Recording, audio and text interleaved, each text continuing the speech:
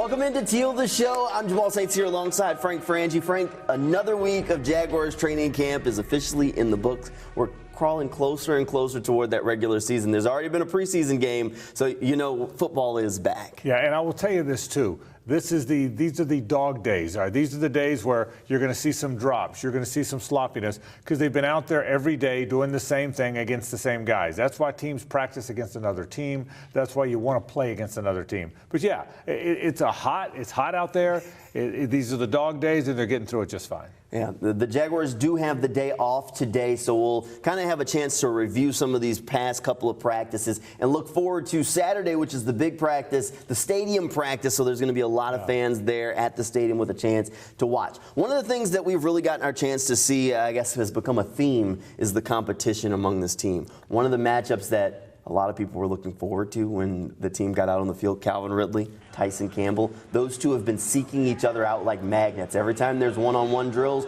those two go and find each other, and it has been a battle every step of the way. He's going to make Sundays so much easier for me, and I'm going to do the same for him. So I'm just a competitor. I love competing. I really don't want to go against too many other people than him in practice because I'm trying to get the real work, with the grind, the hard reps. So that's what I want. Having two players like that can really go back and forth and make each other better is something good for this team and ultimately good for both of them, right? Well, there's no question. For one main reason, these two guys are elite players. Look, you don't have a lot of elite players on any team. The Chiefs don't have a lot of elite players. The Eagles don't have a lot of elite players. Y'all have a handful. Those two guys are elite players. Calvin Ridley, all the expectations are high for him. And I think Tyson Campbell is evolving into one of the best cornerbacks in the league. When you have two elite guys, whether it's pass rusher and left tackle, whether it's cornerback and receiver, you want to see them go against each other. It's been fun for us. You know it's fun for them. It's been a lot of fun for us, too. Tyson Campbell was asked how many receivers he'd go against on Sundays that are better than Calvin Ridley, and his answer was pretty quick. Not very many. There's a young guy in that cornerback group that's hoping to make a jump similar to what Tyson Campbell had in his career. If you think back to Tyson Campbell's career, that rookie year, kind of up and down, there were definitely some struggles there. But the second year, he really found his groove and was able to take off. It's a guy that, Frank, you actually pointed out early on in the show. You said Gregory Jr. was a player that we needed to keep our eyes on, and he's definitely been turning the heads of not just us, but the coaching staff so far. He said that he redid his diet last year, gave up a lot of the fried food, late night stacking, even the ice cream, all so he could try and become a better player. Because I know last year, compared to this year, my body's totally different. I'm a whole new person, so, but most definitely I had to be more disciplined with what I ate and what I drink and stuff, so it really helped out. What'd you have to change about your eating habits? I had to stay away from the fried foods and That's fair. And the ice cream and stuff and the little late night snacks. I don't know if Doug Peterson approves of him giving up the ice cream, but you know what? It's definitely paying off so far. Here's the significance for a guy like Greg Jr. He's played at a position where there could be an opening. There's some spots where you know who the starters are going to be. Aluakon and Devin Lloyd are going to be the two inside linebackers. You know a lot of those spots on the offensive front. But I think corner opposite Tyson Campbell and nickel are two spots that could be had. That doesn't mean Darius Williams and Trey Herndon aren't good players. They are. But those are two spots where another guy could come and move them and compete with them. So the thing with Gregory Jr. is not only is he in great shape and having a very good camp and a noticeable camp, but he's doing it at a position where there could be some movement. Yeah, I'd keep an eye on 34. I told you that before. He's looked very good so far. Let's stay in that secondary because there are some other young players there that are all vying for roster spots. And one of the best plays you can get on the roster, make sure the special teams coach likes you. Heath Farwell says should be a pretty popular coach this time of year with a lot of those young players. He actually singled out a few that he says have been knocking on his door just about every day after practice. Guys that show up a ton. Antonio Johnson, he's a guy that's been spectacular. You see him out there as playing defense, but he's been great for us as a gunner. Vice stuff has been really good.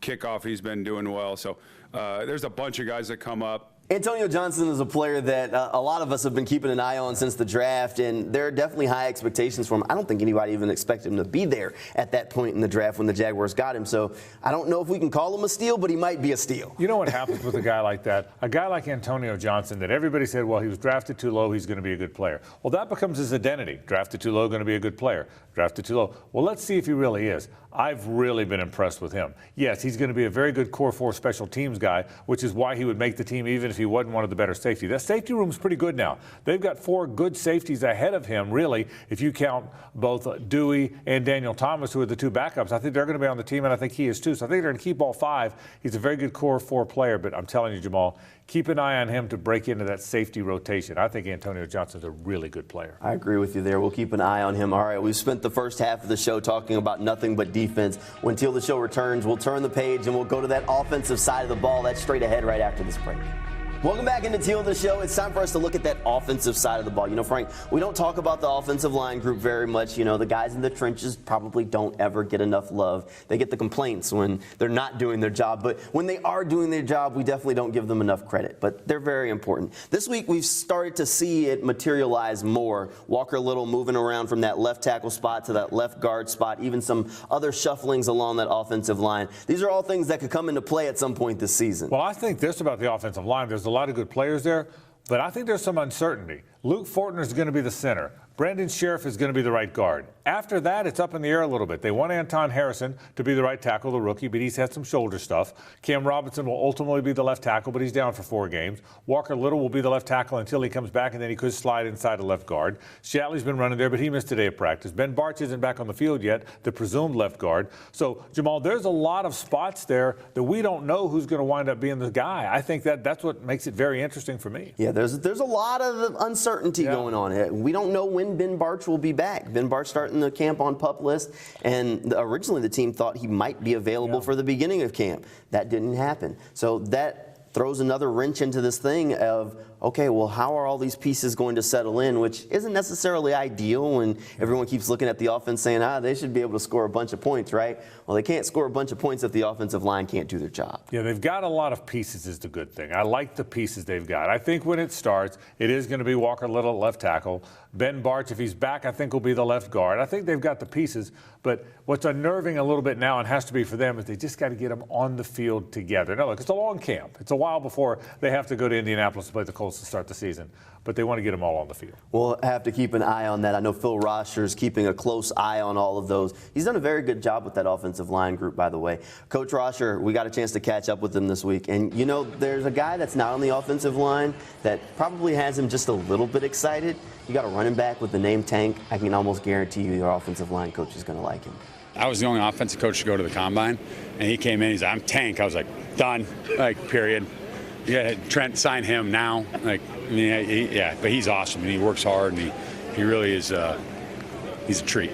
This week when the pads went on, Tank is one of those players that immediately started turning heads. Every time they handed him the ball, you could hear the pops. And I don't know if the coaching staff liked that contact as much, but we definitely like to see it. It's just a glimpse into the kind of running back and the kind of player that Tank Bigsby could be for this team. Well, that's the one thing they haven't had, Jamal. They have not had that downhill physical runner, that 3rd and a yard and a half guy. Travis Etienne's a fantastic player. He's going to be one of the greatest running backs in Jaguars history. I think behind Fred Taylor and Maurice Jones-Drew, he's going to wind up being the 3rd best guy of all time to play here. And we've had a team here almost 30 years. He's really good. But they haven't had that hit you in the mouth, downhill physical runner. That's why Rauscher loves him. Offensive line coaches love the guy that's going to get behind their guy and go, go, go. He's a big, tough, physical downhill runner. I think he's going to be the guy that alternates with Etienne. I think Tank Bigsby is going to have a real good start to his career. All right, you started kind of tiptoeing on the Travis Etienne train there. Yeah. There are some lofty expectations for Travis this year, even with the addition of Tank Bigsby. Doug Peterson said this week that he thinks Travis could be a 1,600-yard rusher this season, which would be right up there with the rushing title guy from a year ago. Travis definitely had a big year a year ago, and keep in mind that was essentially his rookie season in the NFL since he had that Liz Frank injury a year before. So some lofty expectations, even if there are some things that Travis still can improve in his game. His reads, which he has done a phenomenal job this year. Pass pro, he has really taken that to a new level for all-around game. So he knows he wants to be a complete player, and he's on the road to doing that. There's that skill and ability to anticipate a hole. You know, we always talk about, you know, speed to or speed through the hole, not to the hole type thing, and he's really embraced that this training camp, and that to me is the next step for him. And that 11, 12, 13, now the yards start creeping up, and maybe he's pushing 1,600, 1,700 yards as a rusher. The one thing that you know that Travis is going to bring you one way or another is that big play ability. That speed, That's right. You see it every time he touches the ball. He's got a burst. Last year, when Press Taylor, the offensive coordinator, was being asked about him, the first thing he said is the speed is real. That's the first thing. It is in Press's first interview during camp last year at Episcopal when they were practicing there. They asked him about Travis Etienne, what stands out. He said the speed is real. The guy that can turn a 3 or 4 yard run into an 80-yard run. There's just not that many in the league that can do that. And that's what he can do. That's why he might have that big year, Jamal, that everyone's talking about, because he's a guy that can do things other guys just can't do. I think a big year's coming for Travis Etienne. It's very possible. I mean, last year we talked about this a lot, where Travis was like the one real big play threat on this offense. He's not the only guy anymore. Right. So that should open up more space for him to operate to maybe even have more big runs than what we saw last year. I think it will help him. I told you this before. I think it's going to help him that he doesn't have as many carries. Running backs wear down. That's why they're not getting paid. That's been a big story in the league. That's why often they're out of the league by the time they turn 30. There's a lot of wear and tear on running backs, and I think the fewer carries, the more likely you are to have that explosive run late in the season. That will help Travis Etienne, that Tank Bigsby and others are here. All right. Let's talk about the wide receivers as we kind of start to wind down the show here. Frank, the top of that wide receiver depth chart, it's together. We know there are 4 guys that are definitely on this roster, and then there's a rookie that the coaching staff really likes. You know I got to put him on the spot at some point during this show. All right, Frank, when you start to look at how the wide receiver position is going to shake out, if there was one young player that you really want to kind of keep an eye on, who would it be? Well, I think the problem with that is I don't think there's an unknown guy. I think there's going to be 6 on the team. You know the first 4. Jamal Agnew's the 4th guy, so you know the first 4. They're keeping Parker Washington. They drafted him. He's probably going to be their backup punt returner. He's the backup slot guy. He's the one guy that's built kind of like Christian Kirk and plays like him. I think Tim Jones is the other guy that's going to make the team. They love him on special teams. He's a core 4 guy. He's a really good blocking wide receiver. On 3rd and a yard, when you're going double tight with one wide receiver in there, he's the guy that's going to be in the game.